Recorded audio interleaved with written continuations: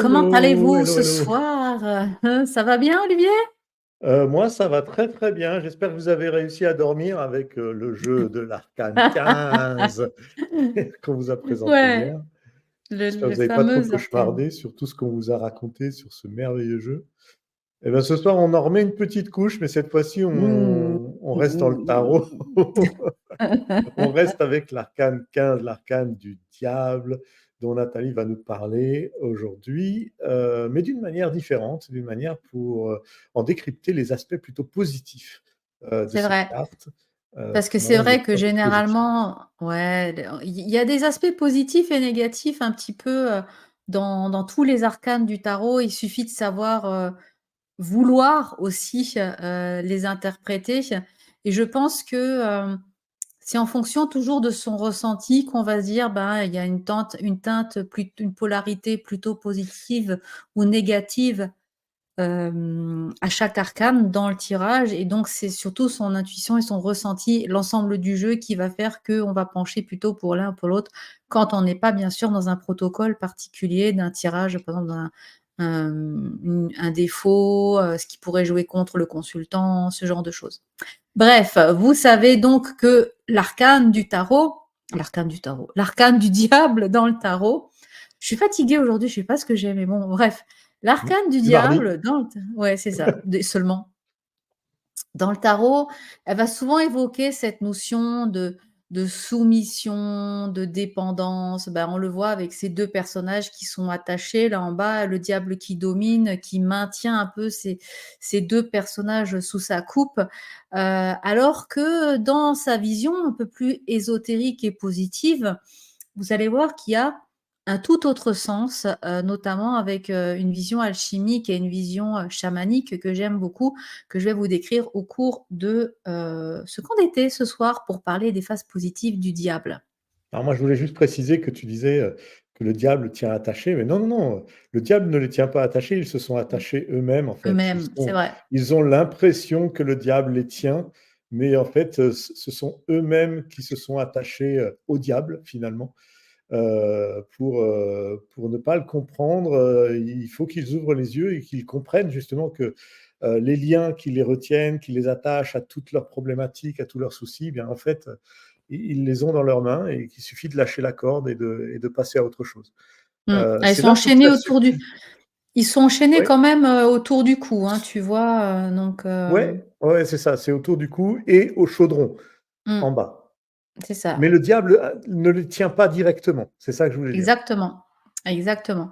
Alors, pour retracer un petit peu, pour parler de l'arcane du diable, justement, il faut savoir déjà peut-être se baser sur la racine même du mot diable. Diable, ça vient de diavolo, qui veut dire enfin, diabolus aussi, qui signifie qui dit celui qui divise.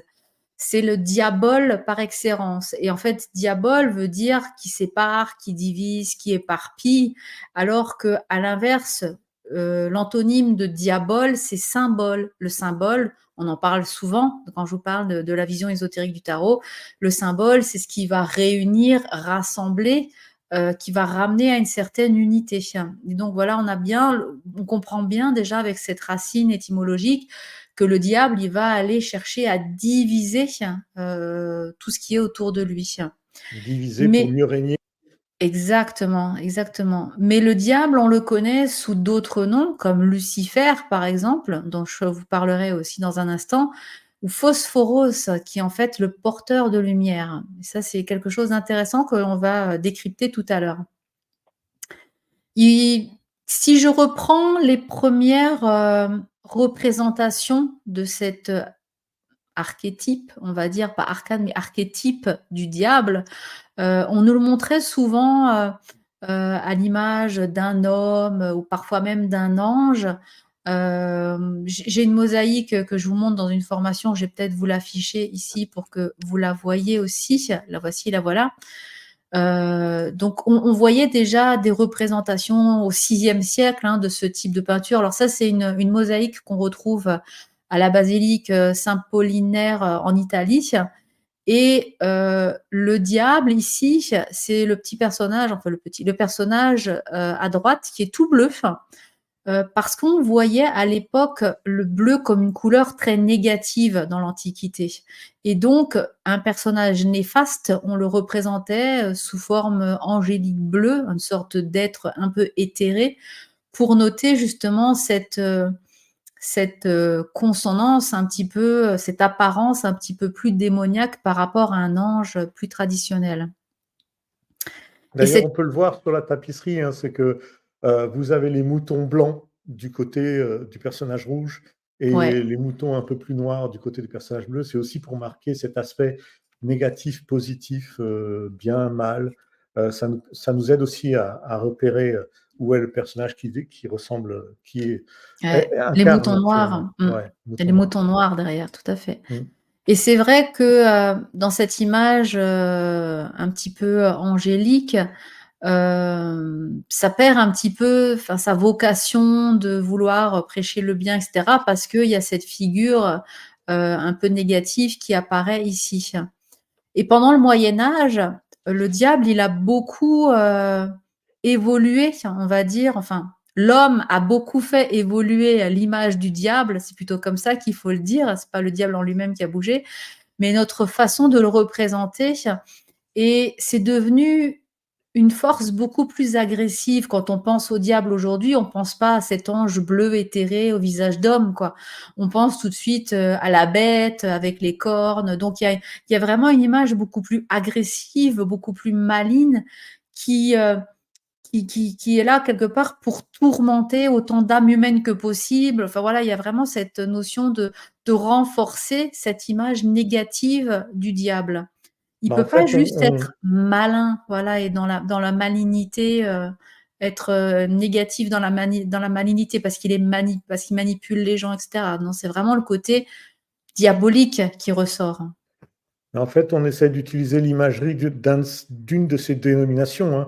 Le diable, on l'appelle souvent la bête, donc Ouais, forcément, on crée un personnage mi-homme, mi-bête, qui va incarner, toute la part animale, et bestiale que l'on a en nous et qui, en même temps, a cette part d'humanité et qui va se jouer de nous, finalement, en nous disant: «Je ne suis pas un animal, je suis un homme, mais finalement, j'ai quand même une part de bestialité en moi». mmh. Donc c'est ça aussi qui fait qu'on a une représentation, très brutale, très, animale de la représentation du diable. Une chose que dans les années, qui viennent de s'écouler, les dernières années qui viennent de s'écouler, on essaie de gommer parce que c'est vrai que ce soit à la télévision ou dans les romans, ou dans, l'imagerie populaire, on essaye de lisser aujourd'hui, l'image du diable pour en faire une représentation beaucoup plus humaine. Heu, Ben, on en parlait hier, hein, du feuilleton, Lucifer Lucifer, ouais. Morningstar, ouais, le feuilleton Lucifer. Quand on voit le personnage, on n'a pas trop peur, quoi. Ils mettent un mec un peu canon, voilà, ben, on se dit: «Bah, c'est un peu comme sur cette peinture, hein, finalement, à l'époque, Ouais. on se disait, quand on voit, je vais vous la remettre, la peinture, mais on se dit: «Mais, finalement, le diable en bleu, là, il a pas l'air si méchant, il est pas si terrifiant que ça». Donc on pouvait éventuellement envisager d'aller, vers le diable pour lui demander, X ou, Y chose quoi, peu importe, mais, l'être humain avait cette possibilité de se rapprocher du diable. Alors qu'en lui donnant ce visage de bête que l'on voit bien ici dans la Rider-Waite, hein, cette image qui fait peur, à partir de là, il était On a plus moins trop envie d'y aller. question voilà, il était plus trop question de se rapprocher du diable, quoi. On n'avait plus trop envie d'y aller. Et donc, seule solution, si le diable, il me fait peur, je peux pas y aller, il me reste l'église, forcément. Et si c'est pas pile, c'est face, quoi.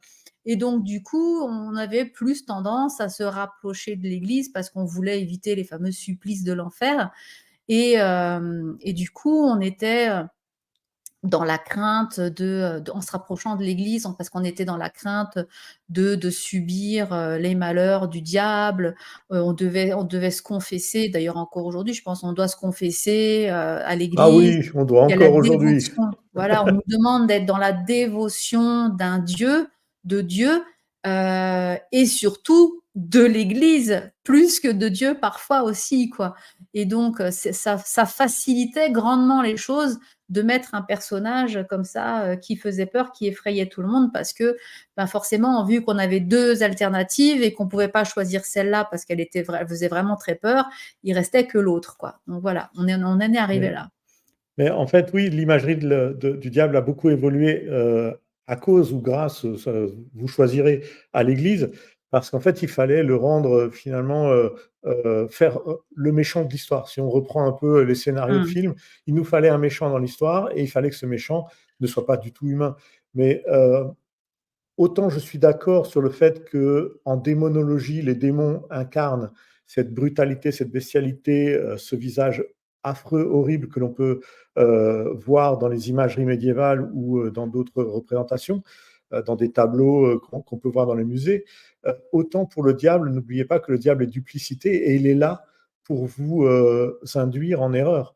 Donc Mmh. forcément, si c'est un personnage qui a une représentation affreuse et qui terrifie, on va même pas essayer de discuter avec ce genre de personnage parce qu'on aura une peur tellement grande que finalement on va prendre nos jambes à nos coups et on va partir dans l'autre sens. Un autre coup. Donc, On en a qu'un, à pas notre 15. coup, oui, c'est vrai, pardon. Donc le diable, n'en déplaise à l'Église, il va avoir une représentation, si jamais un jour on est amené à le rencontrer, une représentation beaucoup plus avenante, beaucoup plus agréable, subtile. Mmh. Tu parlais d'un beau gosse ou d'une belle femme, ça peut être dans les 2 sens. Le diable Mmh. s'habille en Prada, n'oubliez Ah pas, ouais, ouais, c'est hein, vrai et génial ce film, je vous le conseille d'ailleurs. il est génial, mais ça veut tout dire, c'est exactement Mmh. ça. Vous n'allez pas avoir en face de vous une sorte de mi-homme, mi-bête qui bave je ne sais quelle Mmh. viscosité de sa bouche. Non, ce sera quelqu'un qui aura vraiment un charisme et qui va vous donner envie d'approcher parce qu'on est justement dans cette malignité de vous faire Mmh. croire que vous êtes au bon endroit et qu'on va bien s'occuper de vous. Et Mmh. c'est ça que le diable fait, c'est de finalement nous tenter et par la tentation, eh bien, il faut, la beauté, le charme, la luxure, les différents éléments qui amènent cette envie, cette tentation. Mmh.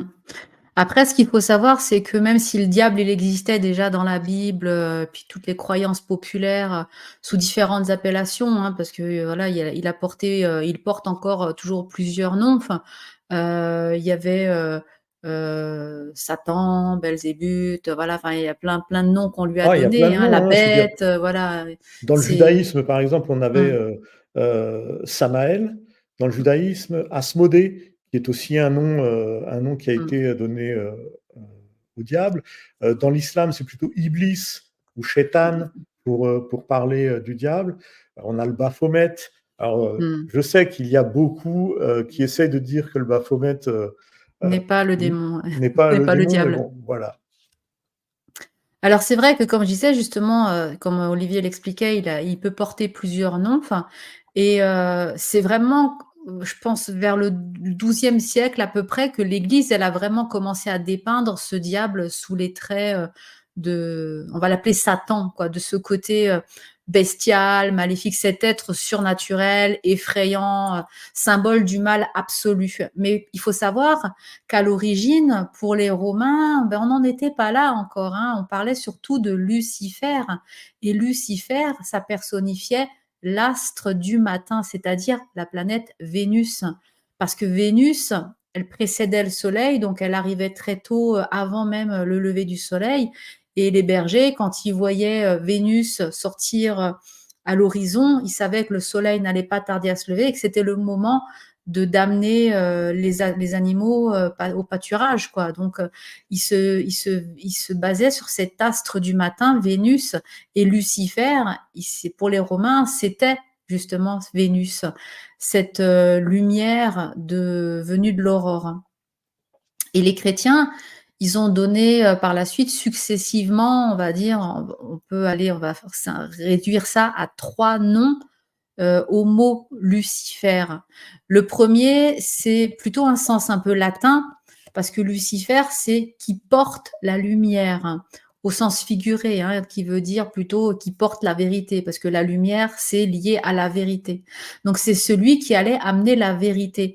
Et il y a un trait de caractère du diable, hein, Olivier, on en parlait il n'y a pas si longtemps, on dit toujours que le diable ne ment pas et c'est vrai, le diable ne nous Mmh. ment pas. Mais, qu'est-ce qu'il fait de plus Oui, le diable? Le diable, il nous manipule, il cherche à nous induire en erreur, mais il nous dira toujours la vérité, il nous répondra toujours de façon très, très juste.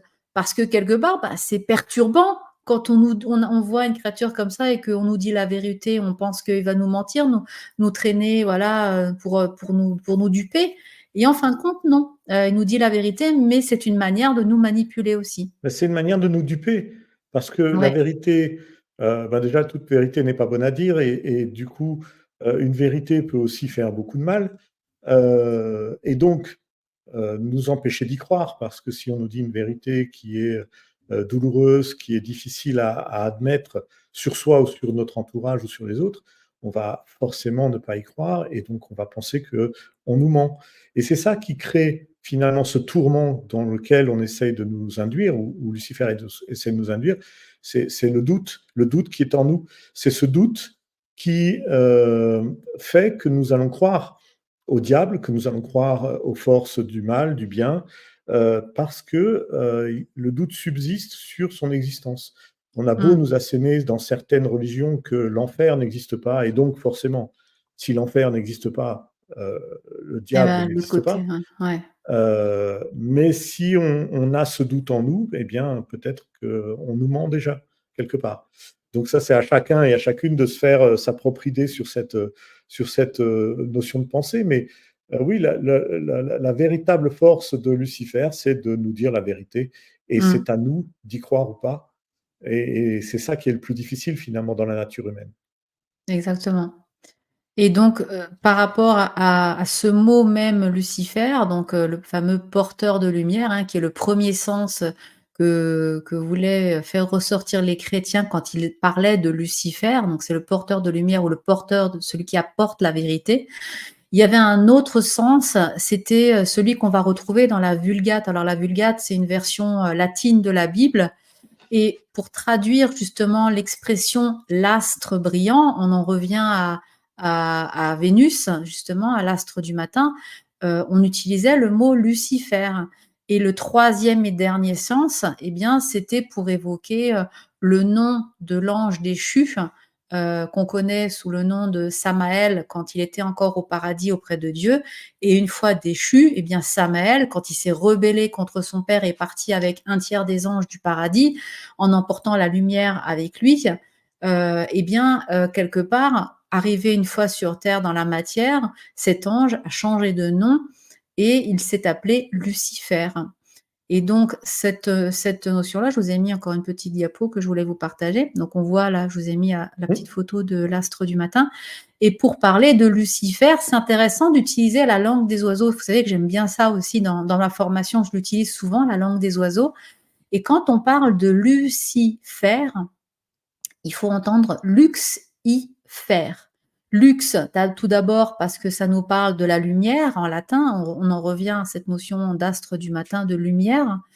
Le I, c'est, ce qui correspond à la lettre hébraïque yod. Le yod, c'est Le celui qui, divin. ouais, qui évoque la main, on dirait une main comme ça qui vient vers le ciel. Souvent quand on a les mains aussi comme ça pour recevoir la parole, c'est un yod qui est Mmh. représenté comme ça et c'est celle la main de Dieu, en fait. On dit: «C'est la main qui sème, c'est la main qui va permettre de faire éclore la vie».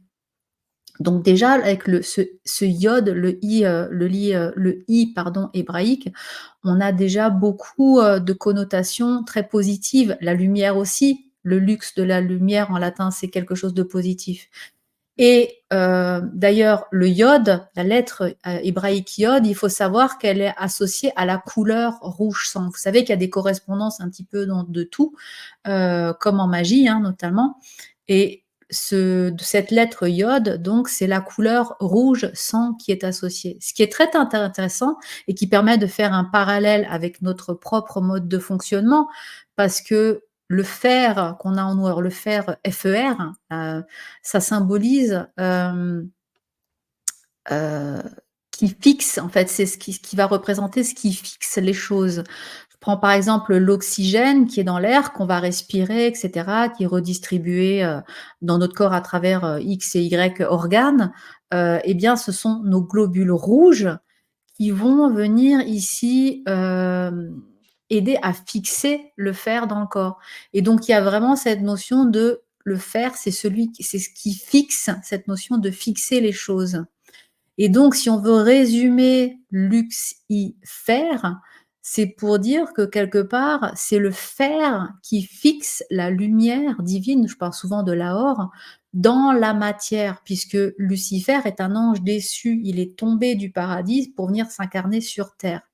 Donc, Lucifer, c'est celui qui va fixer la lumière dans la matière. Et là, on entre déjà dans une vision un peu plus positive de cette lame du tarot, parce que c'est lui qui va nous apporter la lumière. Alors, je vais vous dire exactement sur quoi dans une minute, mais on a déjà cette notion de comprendre qu'il est là pour nous éclairer. Et je vous ai dit aussi que tout à l'heure, le diable ne mangea pas, il nous dit toujours la vérité. Donc, on peut peut-être faire déjà un premier parallèle en nous disant que Lucifer, à travers l'arcane du diable ici, eh bien, il va venir justement nous aider à fixer la vérité, à fixer la lumière dans notre incarnation, quelque chose comme ça. Et vous allez voir pourquoi. Quand je reprends la signification dans le tarot de cette lame, le sens négatif, on l'a vu tout à l'heure, je l'ai évoqué rapidement, on parle toujours déjà d'un personnage qui domine la situation, donc on est sur un, non, dans le sens plutôt négatif, c'est plutôt quelqu'un qui est dominé, on est dans la dépendance, on est dans la manipulation, le mensonge, la jalousie, enfin tout ce qui est lié à la malice du diable, on va dire. Alors qu'au contraire, dans l'idée un peu positive, on est plutôt celui qui domine, donc on ne se laisse pas dominer. On est plutôt à l'écoute de l'instinct, de ses intuitions, on est plutôt dans l'énergie, parce que le diable, il y a une notion d'énergie aussi très, très positive. C'est forcément en lien aussi avec tout ce qui est avec l'argent, la sexualité, bon, peu importe. Je ne vais pas rentrer dans un cours de tarot, mais c'est pour vous donner les deux polarités ici, où on symbolise vraiment l'homme qui peut être enchaîné à ses peurs, à ses doutes, à ses addictions, à la matérialité, en contraste avec quelque chose de beaucoup plus positif qui nous libère d'une forme d'asservissement. Et si je Alors, prends... Ouais. est-ce qu'on pourrait voir, par exemple, cette carte dans un côté positif, comme une carte qui pourrait aussi dire qu'on a une très grande créativité, par exemple, de l'énergie créatrice dans divers domaines, et qui, à l'instar de sa lecture négative, en côté positif, viendrait nous dire que finalement, on doit faire preuve de créativité, on en fait peut-être preuve, et qu'il faut qu'on libère cette créativité et qu'on l'utilise dans notre quotidien. Ça peut Ben, être un des complètement. aspects. Complètement. Regarde quand tu prends dans comment dire, la litho, je sais plus comment on dit, dans les différents livres qui ont été écrits ou les différents films qu'on a créés sur la littérature, voilà le mot que je cherchais, dans la littérature traditionnelle qui parle de l'arcane, enfin qui parle du diable en général, il fait preuve d'une créativité mais folle pour venir duper l'homme, voilà, pour essayer d'avoir son âme, etc., etc., quoi. Donc oui, la créativité est vraiment un aspect positif de ce personnage-là. Donc, dans le sens positif, cet arcane va aussi nous montrer qu'on est qu'on est plein d'énergie, qu'on est dans la créativité, dans la passion, etc., etc. Tout à fait. Et moi, je vois un autre aspect. Moi, je vais vous donner un petit secret par rapport à l'arcane du diable. Un secret de coach, c'est que finalement, le côté positif, c'est qu'on nous dit par cet arcane-là qu'il faut se confronter à soi et s'accepter soi-même finalement. C'est le message positif, je pense, hein, tu me corrigeras si c'est pas juste, mais en fait, c'est affronter ses ombres, c'est vraiment chasser la part d'ombre qui est en nous, la découvrir, la comprendre, l'analyser et l'estomper au maximum, parce que on apprendra que les ombres, on ne peut pas complètement s'en débarrasser, on peut les atténuer, on peut les maîtriser. Et finalement, on nous parle de transformation personnelle, c'est-à-dire qu'on a un Mmh. travail à faire sur nous pour nous sentir mieux, plus à l'aise avec nous-mêmes. Je pense que Alors l'arcane 15, c'est le secret qu'elle doit véhiculer. Il y a quelque chose comme ça, je suis pas dans les mots exacts, d'accord avec ce que tu dis parce que c'est on peut pas chasser les parts d'ombre, hein, comme tu disais. Mmh. Pour moi, on parle ici de transmutation, je vais en parler tout à l'heure, donc c'est vraiment d'aller Ah, c'est ce que je disais, de la transmuter, transformation personnelle, oui, voilà, tout à fait. le plomb en or, ouais, tout à fait. Mmh. Et quand on reprend, alors j'ai juste passé en revue peut-être, les 3 versions les plus connues de cette lame avec le notamment peut-être avec le tarot de Marseille. Là, j'ai une version de K-. On voit que le personnage, il a un corps Hop, je te bleu, mets donc en plein écran. merci. Le personnage, il a un corps bleu. Alors ça nous rappelle cette tapisserie ou cette mosaïque, hein, que je vous ai montrée en début, d'émission, où on est vraiment dans la représentation avec ce bleu, ce corps bleu d'un être spirituel. Rappelez-vous sur la mosaïque, c'était un ange, donc mais c'est un être spirituel, une entité spirituelle sous une sorte d'apparence quand même très luciférienne. On les voit aussi qu'il a des cornes bleues encore sur la tête, dans cette version qu'à moi en tout cas, hem, mais du coup, ça veut dire que comme l'ange qu'on a vu sur la mosaïque tout à l'heure, il y a encore une notion de quelque chose de très spirituel, de quasi divin quoi, de quelque chose de céleste en tout cas, avec cette notion bleue sur les cornes. D'autant plus que les cornes, ce sont des cornes des bois de cerf et le cerf symbolise vraiment la supériorité spirituelle. C'est une part, enfin, c'est l'essence même la plus divine du sacré. Le cerf, il a un symbolisme vraiment lié, à l'amour inconditionnel. Il va aller représenter, le guide suprême et cetera. C'est vraiment une carte, enfin un animal qui donne une symbolique hyper spirituelle, très positif en lien avec le sacré, avec l'amour. Et donc, le fait que le diable porte ça sur sa tête et en plus de couleur bleue, donne vraiment une symbolique positive quand on est attiré, quand l'œil est attiré par ces cornes de diable sur la tête. On n'est pas Et du on voit tout dans des cornes comme ça, qui sont beaucoup plus, tournées vers le bas, en fait, mmh. vers la terre, qui nous ramènent à la matérialité. Ces cornes-là, elles sont tournées vers le haut et on va retrouver aussi cette notion de main de iode, quoi. Donc elles sont tournées vraiment vers le divin, quoi. Ce qui est intéressant avec les 2 représentations que tu as, c'est qu'on voit, même quelqu'un qui n'a pas forcément, cette culture de connaissance du tarot, alors je te remets en plein écran, on voit évidemment que, la carte de représentation du Rider-Waite est plus bestiale, Mmh, vraiment dans la connotation du diable tel qu'on nous le représente de manière, dans la religion, et à côté, on a plutôt un aspect chamanique, un aspect mmh, plus spirituel. On pourrait même se demander si c'est vraiment, le diable parce que c'est marqué sur la carte, mais si c'était pas indiqué, on pourrait se demander si c'est pas un personnage, finalement qui, émane d'une sorte de mutation entre divers éléments de la nature et qui est une représentation, allégorique de la nature et de tout ce qui la compose. Et c'est intéressant d'avoir eu plutôt cette représentation-là, plutôt que de se dire: «On va faire un personnage maléfique». On est sur un mmh. personnage multidimensionnel. Tout à fait. Et d'ailleurs, quand on travaille et qu'on étudie un petit peu, l'arcane justement du diable, mais dans la version, Rider-Waite-Smith, on a justement un diable qui s'affiche, plus clairement dans la représentation post, 12e siècle, quoi, comme, voilà la représentation, que l'on se fait, du diable, aujourd'hui ou, de ce côté un peu bestial comme tu disais. Et si encore on n'avait pas compris que c'était le mal absolu, on lui a, collé une étoile à 5 branches, je ne sais pas si vous voyez là, on lui a collé une étoile à Si, si, on 5 la voit très branches bien, ouais. sur le front, pointe en bas pour, voilà, être dans le notion, vraiment, ramenée à la matière.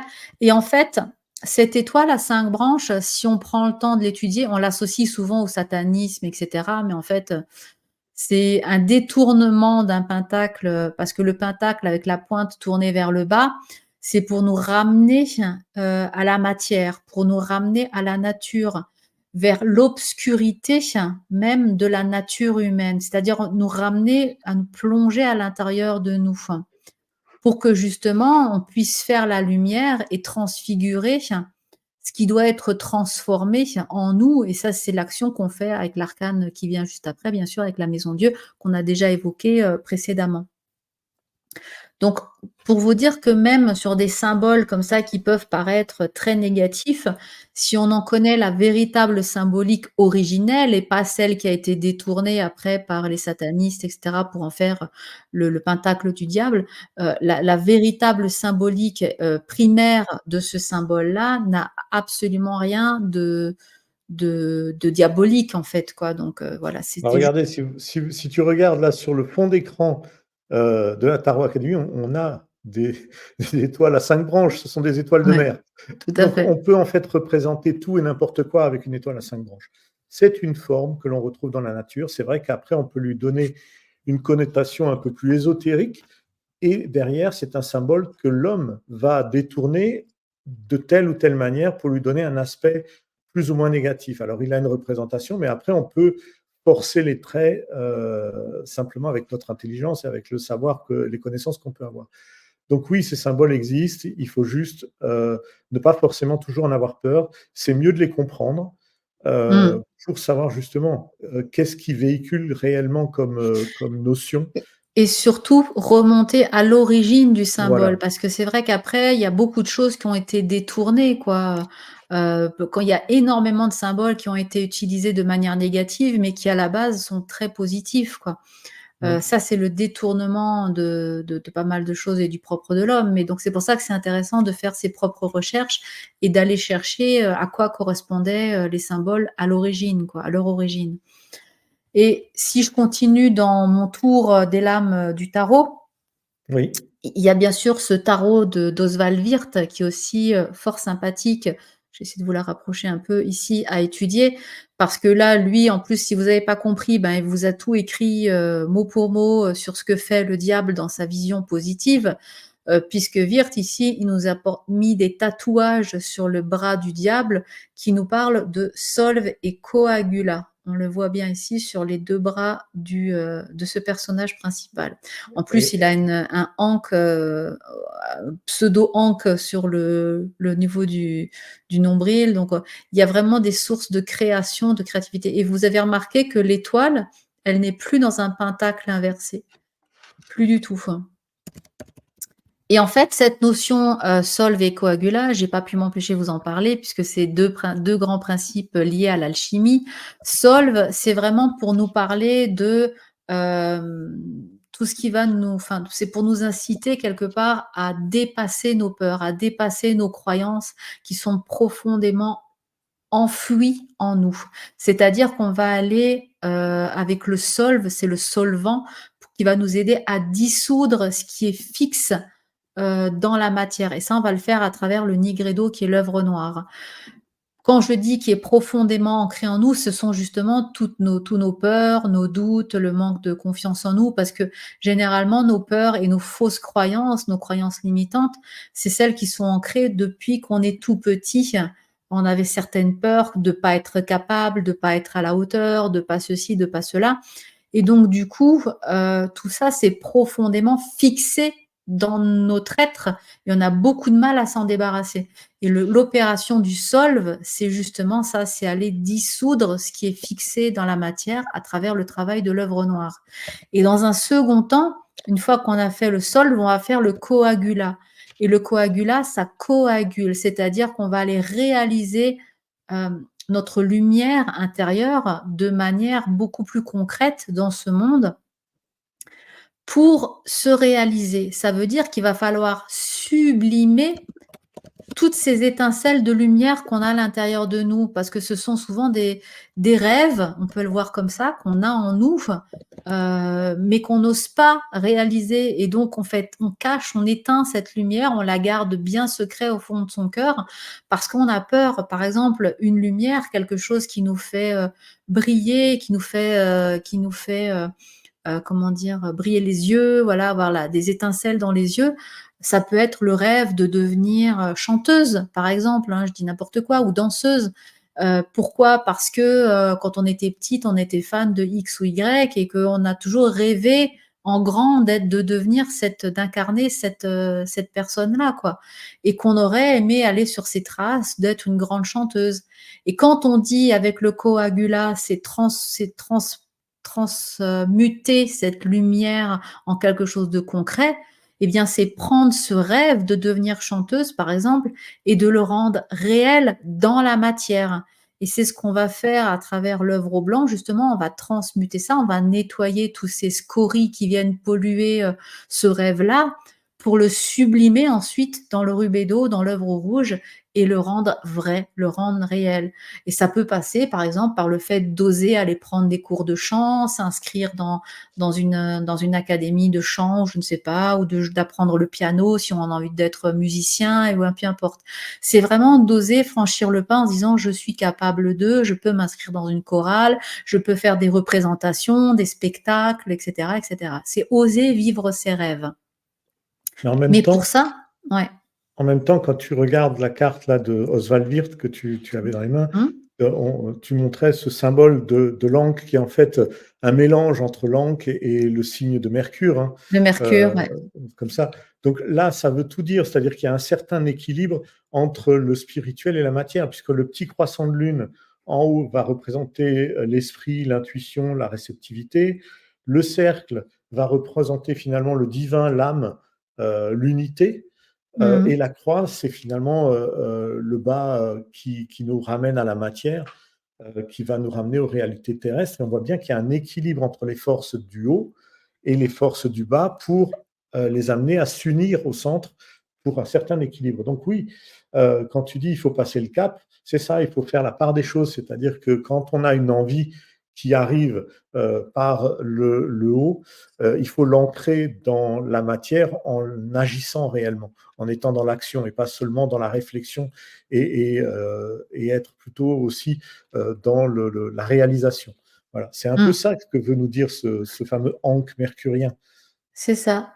Et en même temps, quand tout à l'heure on parlait de cette notion de Lucifer, de lumière, de porteur de vérité, eh bien c'est ça en fait. C'est le diable, même dans son rôle le plus malin, Lucifer, il vient nous éclairer sur nos parts d'ombre, il vient éclairer nos parts d'ombre pour qu'on réalise le solve coagula et qu'on transmute le plomb en or, ce qui nous plombe, qui nous retient fixés à notre position, de nous empêcher d'évoluer, de grandir, pour devenir cet être solaire, etc.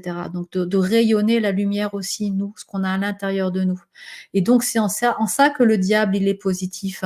Parce que c'est comme un indicateur qui nous dit c'est le moment de transmuter le plomb en toi. Voilà, tout ce qui te plombe, qui t'empêche d'avancer, de le transformer en quelque chose de positif.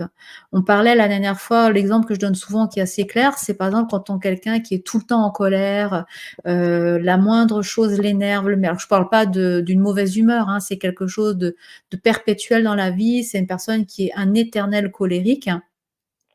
Eh bien, à un moment donné, c'est demander, ben justement, c'est moi, je veux plus être dans cet état de colère permanent. Ça me plombe, ça me pourrit la vie. Chaque fois avec la famille, je me dispute, avec mes collègues au boulot, je me dispute, avec les amis, c'est pareil, parce que je finis toujours par m'emporter par cette colère, quoi, qui est en moi. À un moment donné, je décide de faire le solve coagula. Je vais transmuter ce qui me plombe, cette colère en moi, en une force, en une énergie positive et lumineuse. Et la colère qui est solve et coagula devient quelque part une énergie de volonté. C'est cette énergie du combattant qui a la volonté d'aller de l'avant, de motivation, et on va transformer ça comme ça. Et ainsi de suite. Et il y a plein de choses comme ça qu'on va pouvoir travailler en développement personnel, en coaching ou autre, en faisant ce solve et coagula sur nous-mêmes pour libérer la lumière et transmuter les parts d'ombre en parts positives.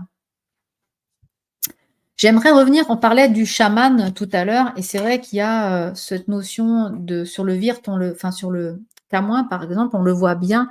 Tu parlais il nous faisait penser à un peu un chaman. C'est vrai que quand on voit sa coiffe sur cette carte, il y a plein d'éléments déjà qui nous ramènent à cette notion du chaman. Il faut savoir que dans les lames du tarot, il y a 2-3 lames, notamment celle-ci, la maison Dieu suit et l'étoile juste derrière. ont vraiment une consonance très forte avec le chamanisme. Parce que ici, le diable, c'est le chaman. C'est celui qui va nous éclairer, c'est celui qui va nous soigner, c'est celui qui va nous conseiller, qui va nous guider pour nous aider à avancer dans notre vie. D'ailleurs, le diable, c'est l'être, c'est le chaman qui maîtrise les 4 éléments.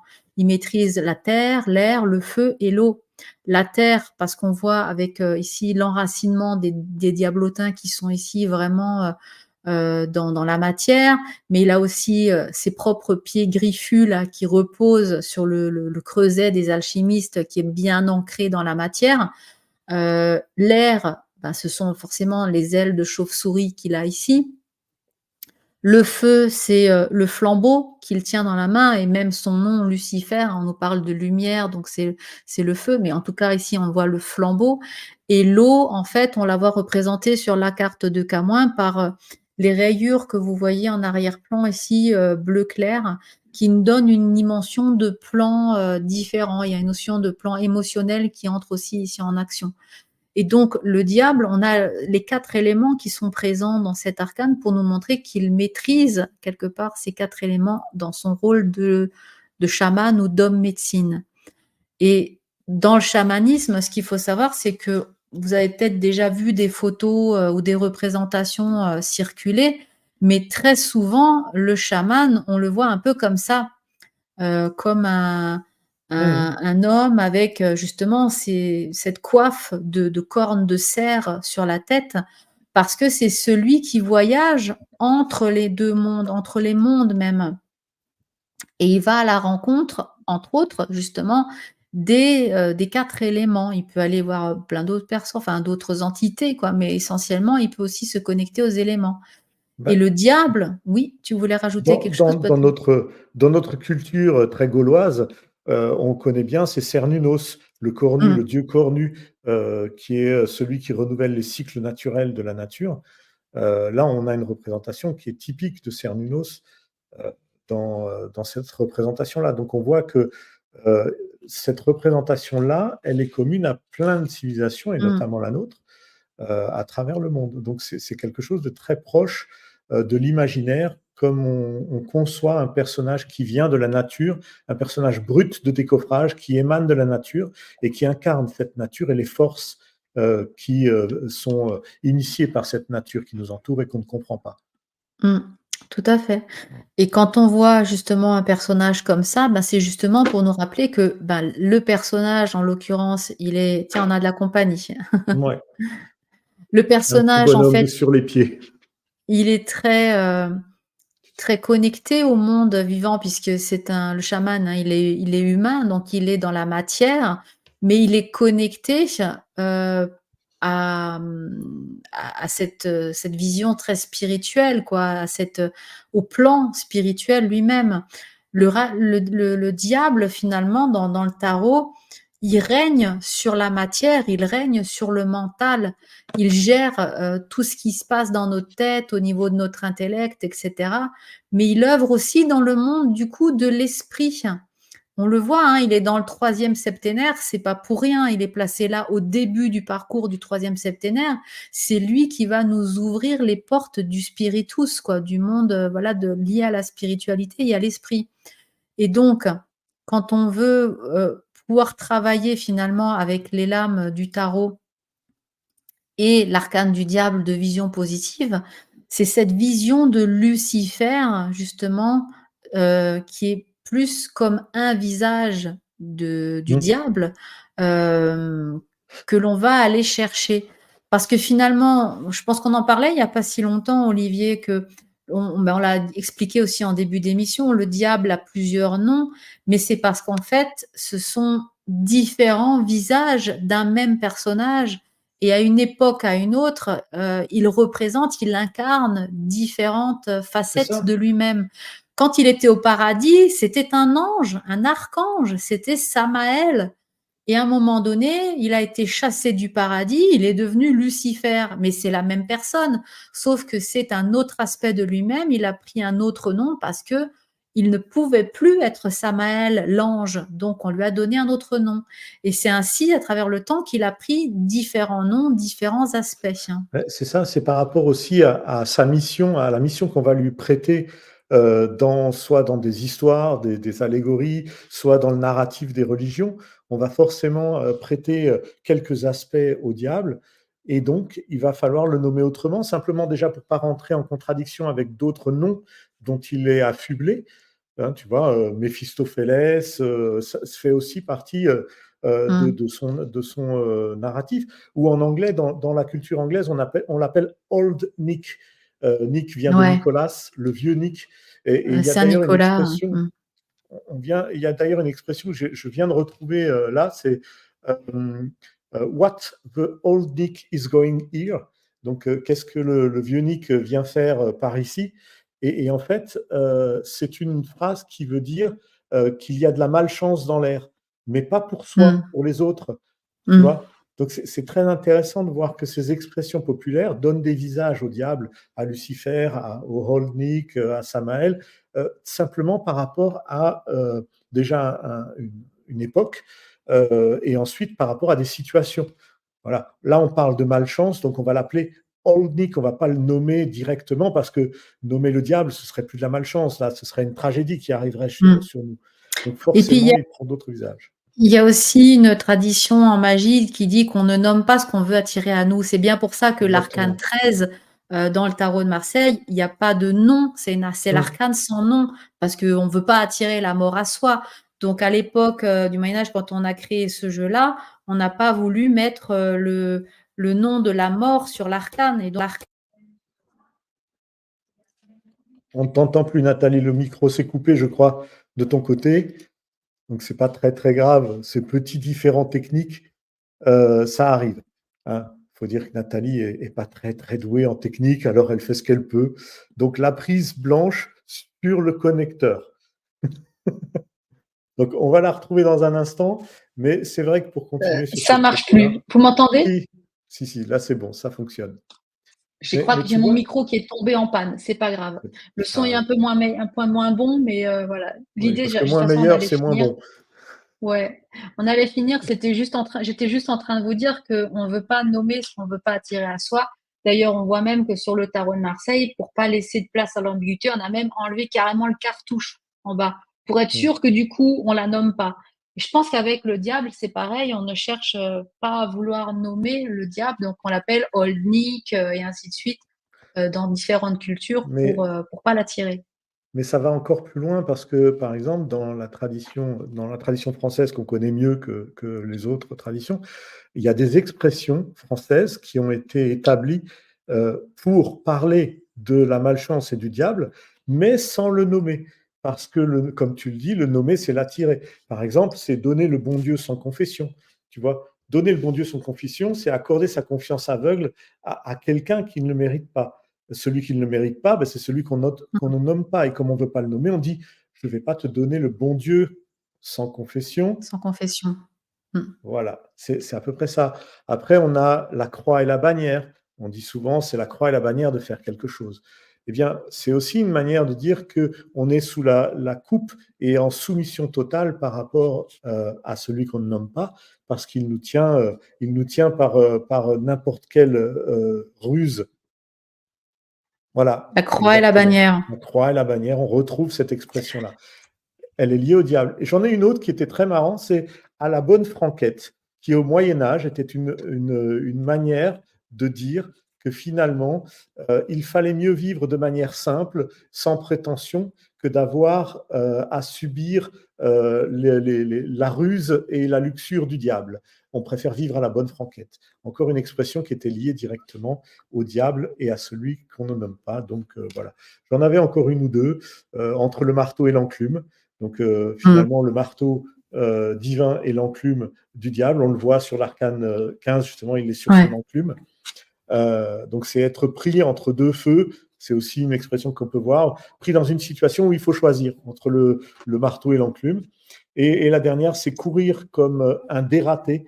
Avant, on disait on avait le diable au corps ou le diable à ses trousses. Euh, en fait, l'expression la plus originelle, c'est courir comme un dératé, parce qu'on ne disait pas qu'on avait le diable, qu'on était poursuivi par le diable ou le diable à nos trousses, parce que sinon les gens n'allaient pas vous aider. Si tu as le diable aux trousses, garde-le, moi je ne veux Mmh. pas le voir. Donc Mmh. on avait, je cours comme un dératé. Voilà, c'était plutôt ces expressions-là qui étaient utilisées.